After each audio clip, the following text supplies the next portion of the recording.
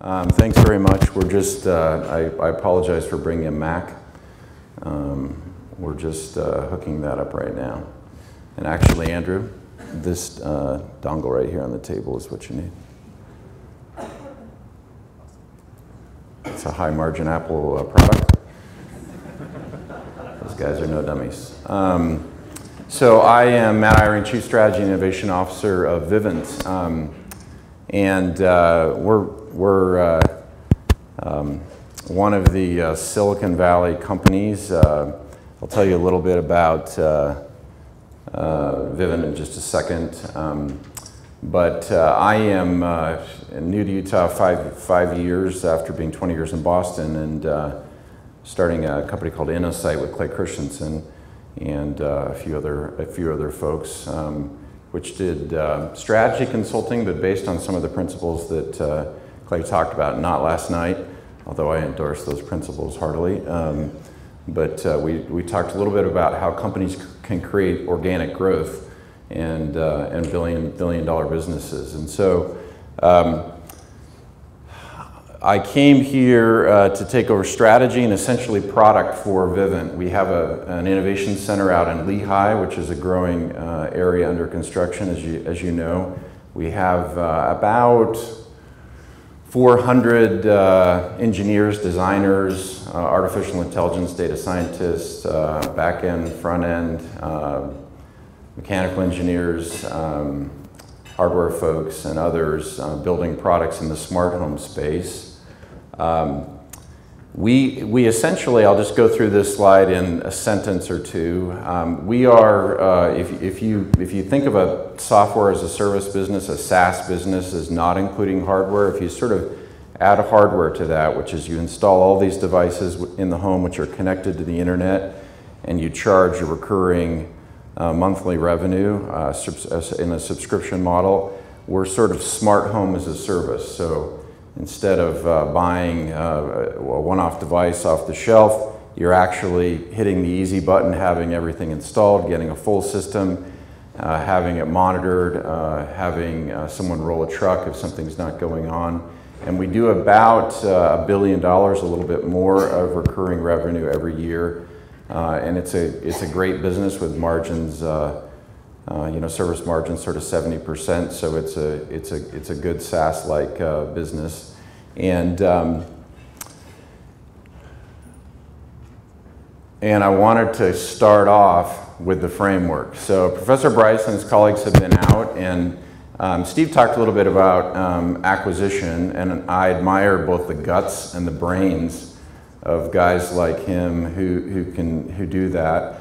We're a company that is private equity backed. Blackstone owns us, and have focused primarily on organic growth, and that's the reason I came, which was essentially to try to take some of those consulting principles and move them into action. How do you actually start? How do you find ideas? How do you turn those into early stage pilots? How do you grow those and add a lot of value to your enterprise? So I'm going to talk about organic growth within an enterprise. And this on the left, if you've been in the Valley a long time, I haven't been here, more than 5 years, but there was a company called Apex in the corner. So I'm literally, this is a business that started in the most humble, of ways, as a security, and even before that, pest control, door knocking operation. And so if you think about that, and I put that in the lower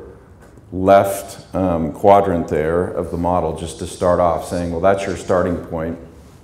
And what do you do from there? I think that's kind of an interesting starting point. If you sort of said, hey, we need to look at options on cost, capability, and customer experience, what do you do? The first major move, and so I'll just sort of chart the path of this business, was to build smart homes. So I think one of the things that the founders did in a smart way said, hey, security is already using remote sensors to talk to a central hub that is then wirelessly and also through Wi-Fi connected to the cloud. This is early. This is before any of the Silicon Valley activity that you see. What if we just added a bunch of other devices? Could we remotely control a thermostat? Could we control a camera? Could we control other devices? And so if you look on this cost capability x-axis, you're really just moving exactly along that line, and there was a lot of value added there.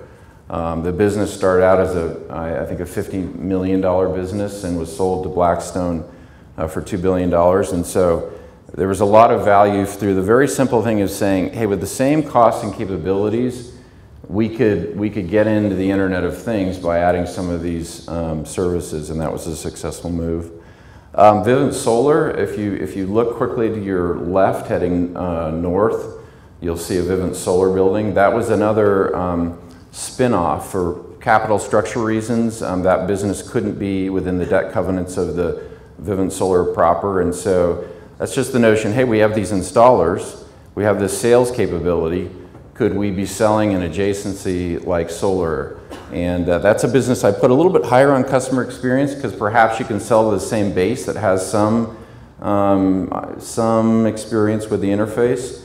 And so that business IPO'd and was successful. And then, as I showed up, we went into internet, fixed wireless, internet service provider. We had started up when I came along, and we'll talk a little bit about some lessons I've learned from some of these things.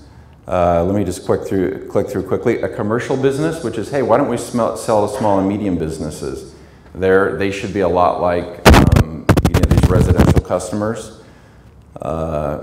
There's a partnership with Airbnb, which is, hey, people have to exchange these keys. Wouldn't it be great if you could have a Vivint system? The AI could actually tell you, hey, you're on vacation right now. You could have earned $2,000 while you were gone. Oh, hit this button.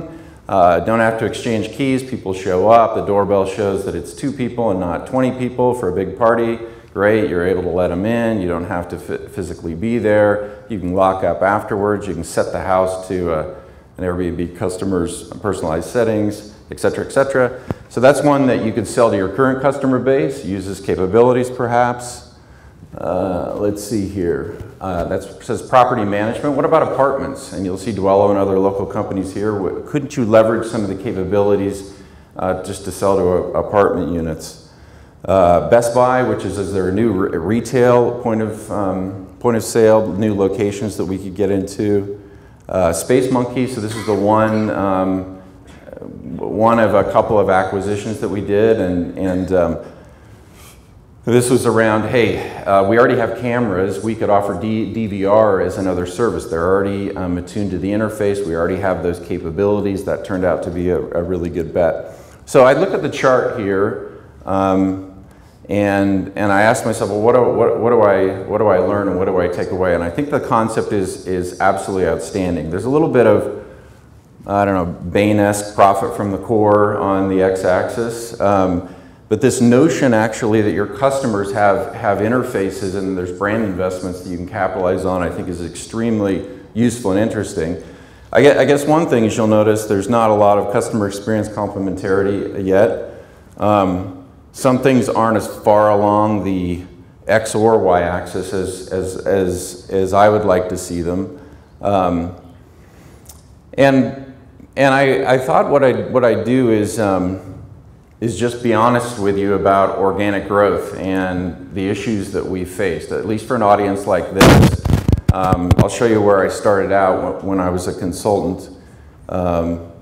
This is an article in the Harvard Business Review written by quote-unquote experts, me and Clark Gilbert and I on beating the odds when you launch a new venture. And it's not bad. The editor said that it at least was in the running for whatever you call the HBR, the McKinsey Award or whatever, and it had a little bit of a framework where you figure out customer value proposition, the profit model, resources, processes, and then you test and learn, but the little twist was you need to prioritize the assumptions correctly. So you want to put your deal killer risks and the risks that we call path dependent first.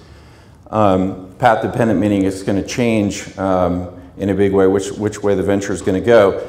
And that'll create, because you're reducing those biggest risks, it'll create disproportionate value. And you want to be careful that those top risks don't end up later in the chain, which is you're reducing risks that really don't matter as much, and then all of a sudden you're hitting deal killers late.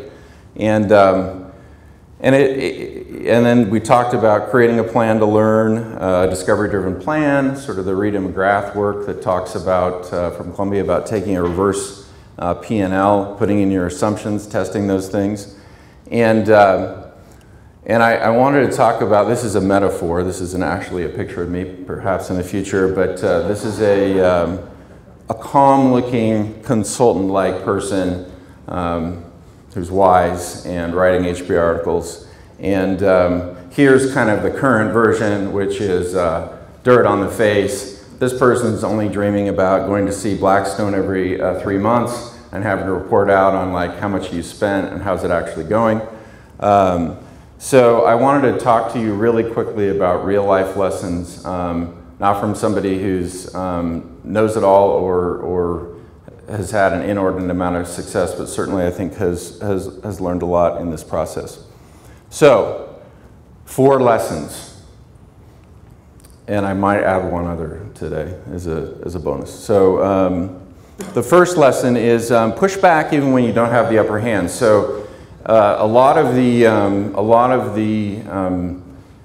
deals you'll do, and especially these partnerships, are going to require negotiation at the start, and you'll take a look at things as sharing fixed costs, sharing profits, distribution, pricing, the way you go to market at retail, and you'll get in these negotiations as we have, and you'll find out, you know, they're demanding 3 or 4 things that I don't want to give in on, and I'm sure are going to doom this thing, but or not sure they're going to doom this thing, or make it very difficult, you know.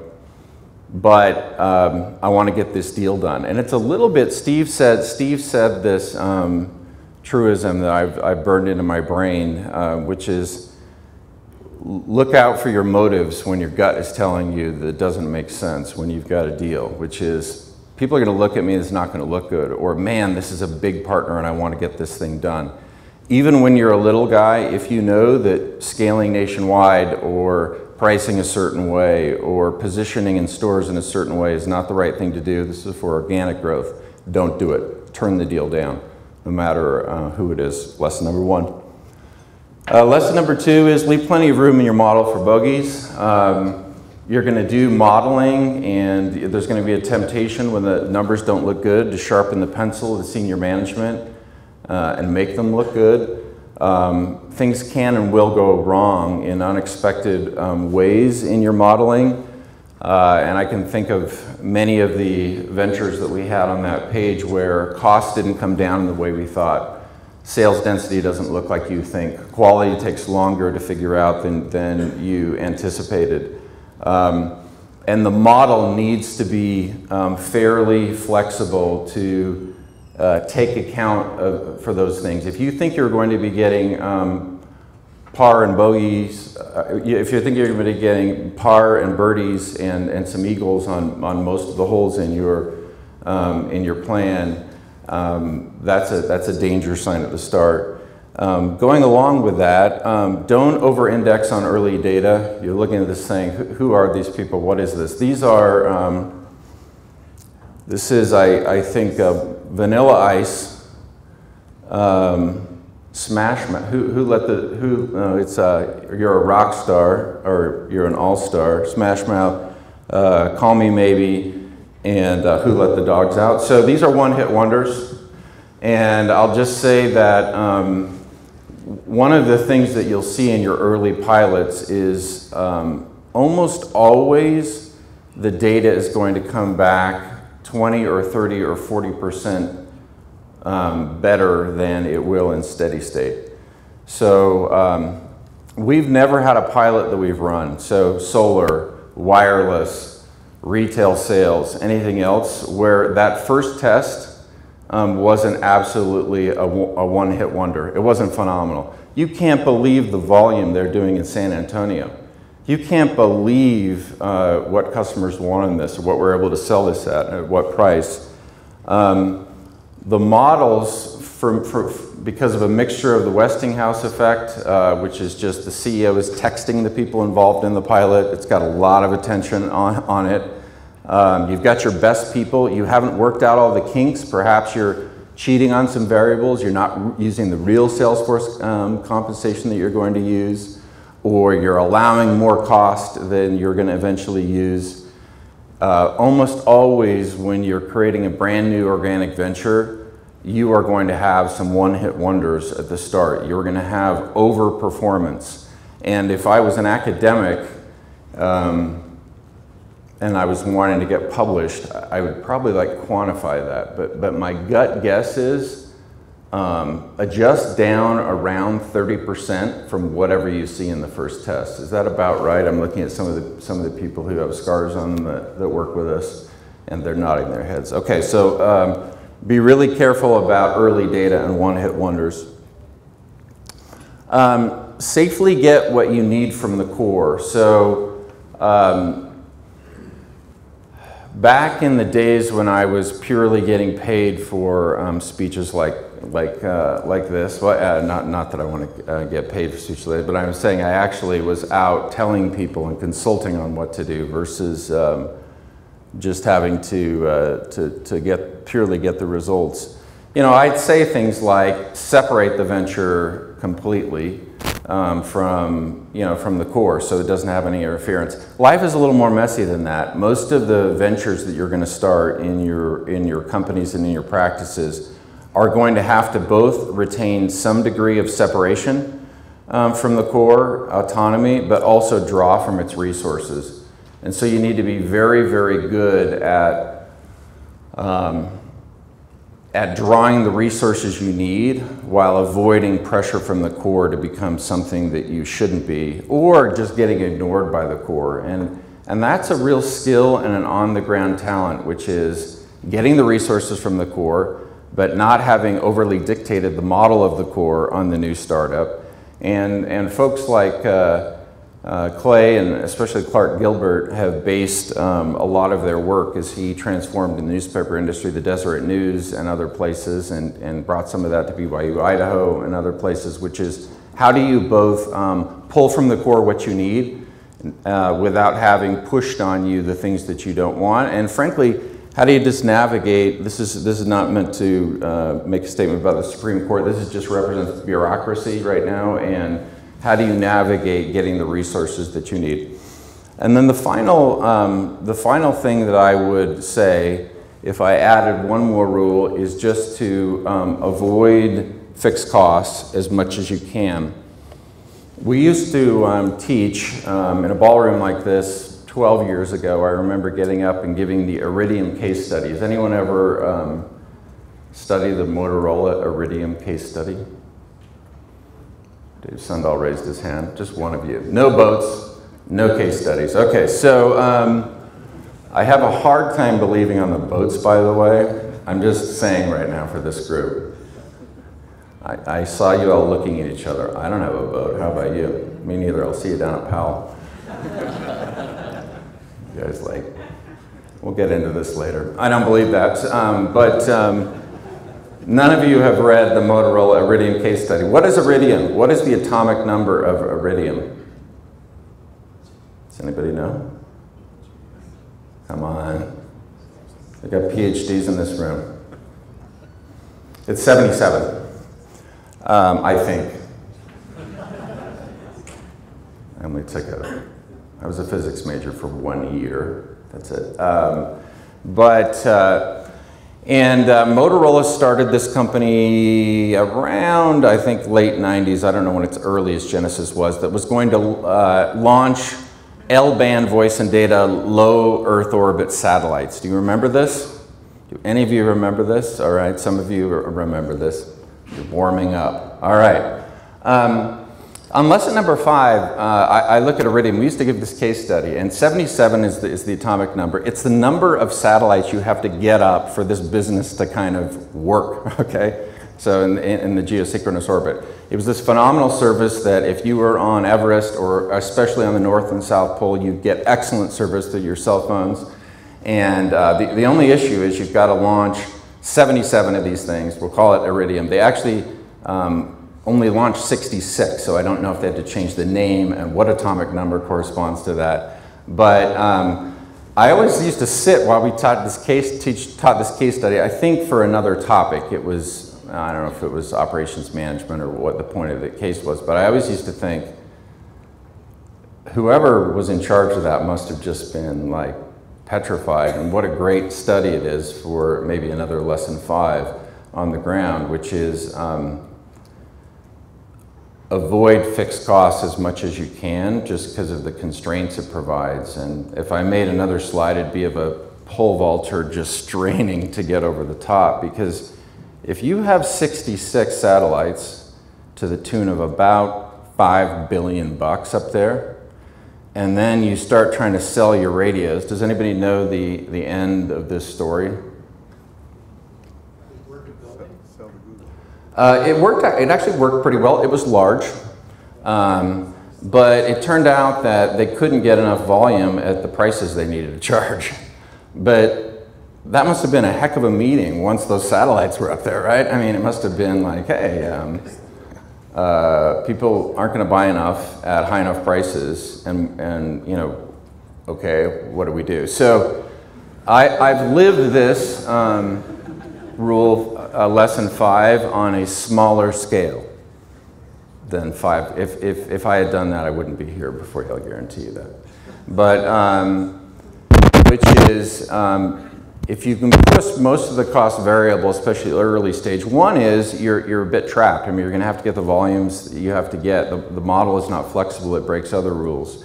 The other is the crater that it leaves upon impact once it hits the wall is absolutely enormous, and part of a new venture organic growth mechanism is the ability to live another day. That's not always possible. I understand if you've got a pharma startup or other types of startups that you're going to have to look at things differently.